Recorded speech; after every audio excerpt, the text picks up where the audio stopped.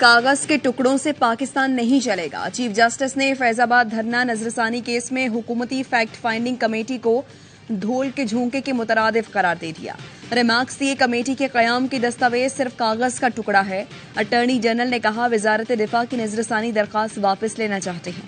वफाकी हुकूमत फैसले पर अमल दरामद करना चाहती है। चीफ जस्टिस ने कहा अब सार आलम ने वजारत दिफा के मुलाजमीन पर संजीदा इल्जामात आयद किए हैं।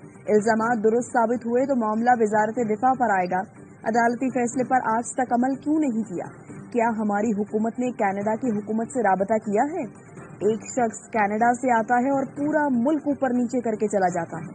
सुप्रीम कोर्ट की तलबी पर चेयरमैन पेमरा सुप्रीम कोर्ट पहुंच गए।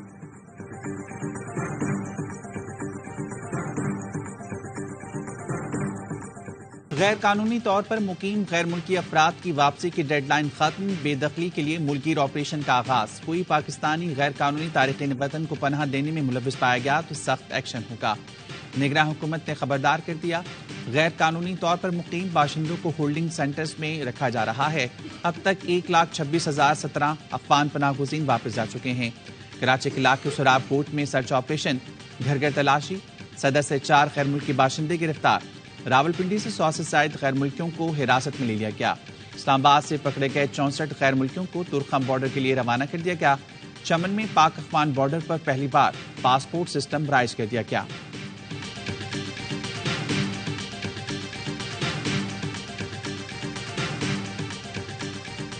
आज हमने अपनी टीमें निकाली हैं। They're going to arrest people. Arrest means कि उनको बहुत एहतराम से, आराम से, उनके डिग्निटी का ख्याल करते हुए उनको लेकर आएंगे और हाजी कैंप में हम उनको रखेंगे। गैर कानूनी मुकीम अफराद को पकड़कर पहले मखसूस मकामात पर मुंतकिल किया जाएगा। अभी उन लोगों को पकड़ रहे हैं जिनके पास कोई दस्तावेज नहीं। निगरान वजीर दाखिला सिंध हारिस नवाज कहते हैं बहुत एहतियात कर रहे हैं कि किसी से कोई ज्यादती न हो। वजीर इत्तलात बलूचिस्तान जान अचकजई का कहना है अब तक 35,000 अफराद चमन बॉर्डर से अफगानिस्तान गए। गैर कानूनी तौर पर मुकीम गैर मुल्कियों के खिलाफ ऑपरेशन के लिए वजीर आला पंजाब ने अहम इजलास बुला लिया। हमास पर हमलों की आड़ में फलस्तीनियों की नस्लकुशी। सहनी फौज की फलस्तीनी पनाह गुज़ीनों के कैंपों पर बमबारी। जबालिया और नसीरात के कैंपों पर बम बरसा दिए।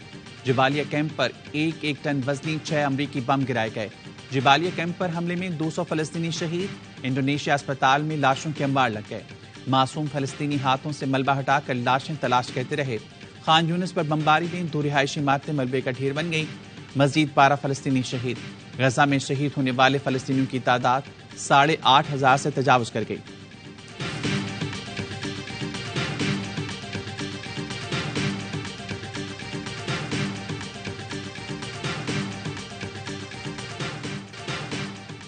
गजा दुश्मन का कब्रिस्तान और उसकी सियासी और मिलिट्री क़यादत के लिए दलदल साबित होगा।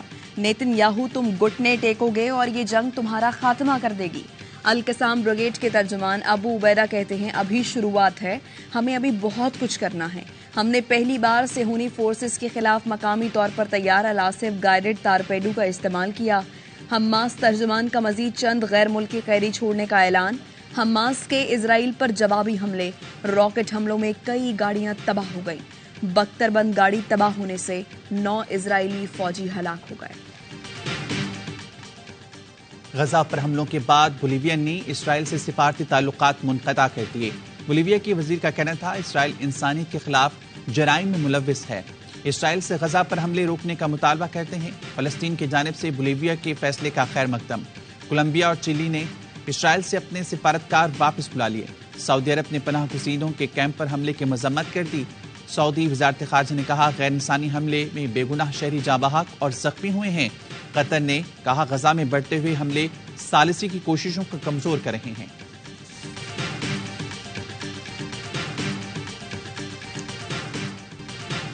हमास के साथ जंग में इजराइल अपना ज़हनी तवाज़ुन खो बैठा है। इजराइल गजा की पट्टी में जंगी जराइम का मुर्तकब हो रहा है। तुर्क सदर रजब तैयब एर्दोगान कहते हैं जितना जल्दी मुमकिन हो हमें इजराइल को रोकना चाहिए। जो लोग आज गजा के हजारों बच्चों की मौत को खामोशी से देख रहे हैं उनके साथ कल जो कुछ होगा उस पर कहने को कुछ नहीं बचेगा। निगरान वज़ीर आज़म अनवारुल हक काकड़ कहते हैं जबालिया कैंप पर इजराइल का फजाई हमला जंगी जराइम का वाज़ेह सबूत है। ऐसे हमले काबिल मज़म्मत और नाकाबिल माफ़ी हैं। गजा में कत्ले आम रोकने के लिए दुनिया को एक्शन लेना चाहिए।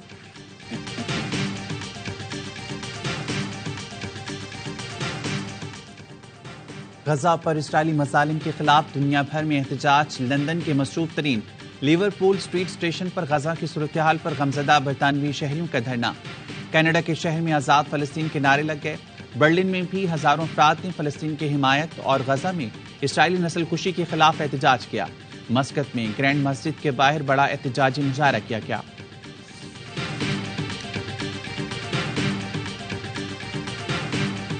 अमरीका फलस्तीनियों के कत्लेआम में मुलव्वस है। सेनेट कमेटी के इजलास में आवाजें उठ गईं। वॉशिंगटन में इजराइल और यूक्रेन के लिए इमदाद पर सेनेट कमेटी की समाअत बदनज़मी का शिकार हो गई। हाजरीन में शामिल जंग मुखालिफ अफराद का एहतजाज। कुछ शुरका ने हाथों पर सुर्ख रंग लगा रखा था।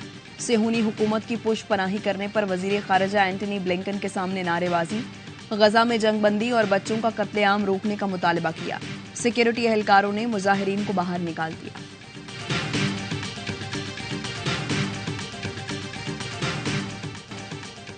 गजा में इसराइली जारियत रोकने में नाकामी पर अक़वाम मुत्तहिदा के इंसानी हकूक़ कमीशन के न्यूयॉर्क ऑफिस के सरबराह मुस्ताफी।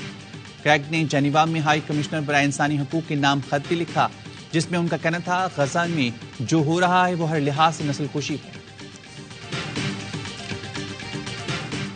आपको एक झुम्मट ने आकर कहा कि जी हमारी मर्जी है, ये आज से चीज होगी कानून कि आप तनसीबात उड़ा दें, जहाज उड़ा दें, टैंक उड़ा दें, इंडिया के या किसी और मुल्क के लोग आ जाएं, यहां जासूसी करें और फिर कोई सजा नहीं होगी।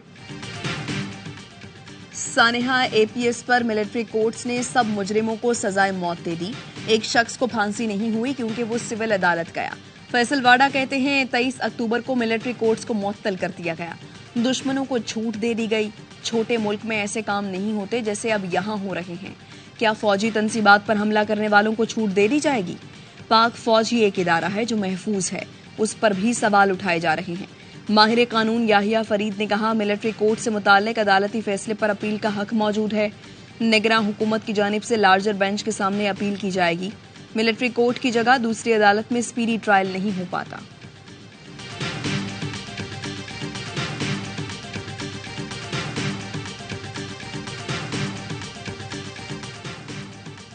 मेयर कराची को ज़िमनी इलेक्शन में हिस्सा लेने से रोकने की दरख्वास्त पर फैसला महफूज। सिंध हाई कोर्ट के जस्टिस अकील अब्बासी ने कहा क्या मेयर को ज़िमनी इलेक्शन लड़ने की इजाजत है।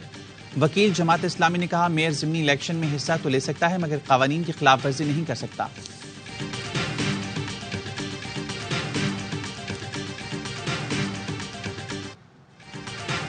इलेक्शन की तारीख का ऐलान नहीं होता तो शुबा पैदा होता है। इलेक्शन अथॉरिटी आइन पर सुप्रीम हो गई, ऐसा नहीं होना चाहिए। इस वक्त आइन गैर एलानिया तौर पर मुअत्तल है। सदर पीपल्स पार्टी सिंध सेनेटर निसार खोड़ो कहते हैं ये नहीं कहते हमें जीतना है, जीते कोई भी मुल्क जीतना चाहिए। इलेक्शन मुल्क के लिए होते हैं, किसी खास सियासी जमात के लिए नहीं।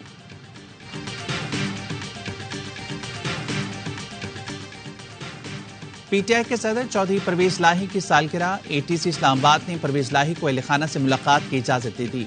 पीटीआई रहनुमा की अहलखाना ने मुलाकात के लिए अदालत से रुजू किया था।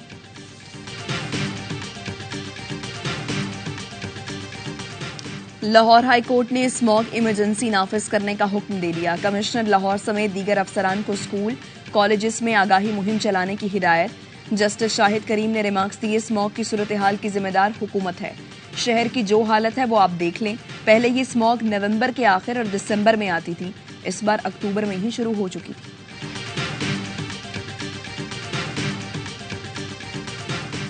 मुल्क में आम इंतखाबात की तैयारियां। इलेक्शन कमीशन और पाकिस्तान इब्तदाई हल्का बंदियों पर एतराज़ात की समाअत आज से शुरू करेगा। तर्जुमान इलेक्शन कमीशन के मुताबिक तमाम सूबों और इस्लामाबाद के लिए 1324 एतराज़ात जमा कराए गए। समाअत के बाद 30 नवंबर को हल्का बंदियों की हतमी इशाअत की जाएगी। साबिक सदर परवेज मुशर्रफ की जमात ऑल पाकिस्तान मुस्लिम लीग को डी लिस्ट कर दिया गया। इलेक्शन कमीशन ने नोटिफिकेशन जारी कर दिया।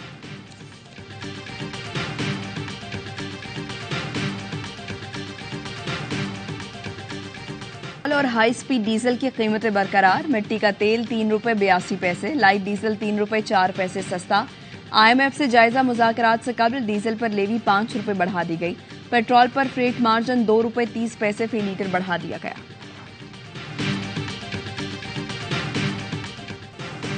स्टॉक मार्केट में तेजी। 100 इंडेक्स 52,000 की नफसियाती हद अबूर कर गया।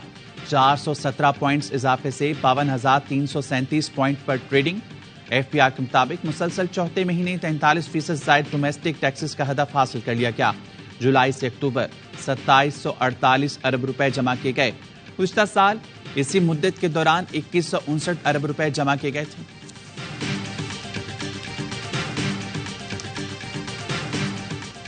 सुप्रीम कोर्ट बार के सालाना इंतखाबात, गैर हतमी नताइज के मुताबिक आसमा जहांगीर ग्रुप के शहजाद शौकत ने मैदान मार लिया।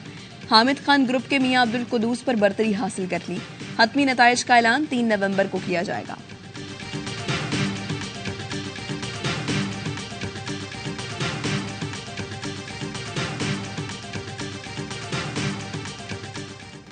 चार शिकस्तों के बाद पहली फतह, पाकिस्तान ने बांग्लादेश को 7 विकेट से हरा दिया। फखर जमान का शानदार कॉमबैक, 7 छक्के लगाए, 81 रन बनाए। अब्दुल्ला शफीक ने 68 रन की इनिंग खेली। पाकिस्तान ने 105 गेंदों पहले हदफ हासिल किया। बांग्लादेश इवेंट से बाहर, पाकिस्तान के सेमीफाइनल तक रसाई की उम्मीद अब भी बाकी।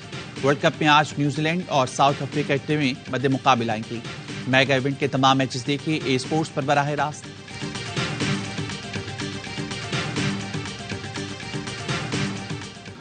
मुल्क को अगर जरूरत होती मैं खेल लेता, इसका मतलब उसको खिलाया नहीं। कि साउथ अफ्रीका के अगेंस्ट से इसको खिलाना शुरू किया क्योंकि हमारी डेस्परेट सिचुएशन थी। हमने रन रेट भी बेहतर करना है और ऐसे इम्पैक्ट प्लेयर को आपको खिलाना पड़ता है। क्रिकेट वर्ल्ड कप का बड़ा जोश, हर लम्हा पुरजोश, माहिराना तज्जिया और तबसरे। बासत अली ने कहा, यह बात आंखें खोल देने के लिए काफी है कि फखर जमान खेल सकते थे मगर उन्हें जनूबी अफ्रीका के खिलाफ नहीं खिलाया गया। अगर हम 29 ओवर्स में हदफ हासिल कर लेते तो हमारा रन रेट मस्बत हो जाता। इफ्तिखार को नंबर 3 पर आना चाहिए था। कामरान अकमल बोले, अब्दुल्ला शफीक को 68 रन 50 गेंदों पर बनाने चाहिए थे।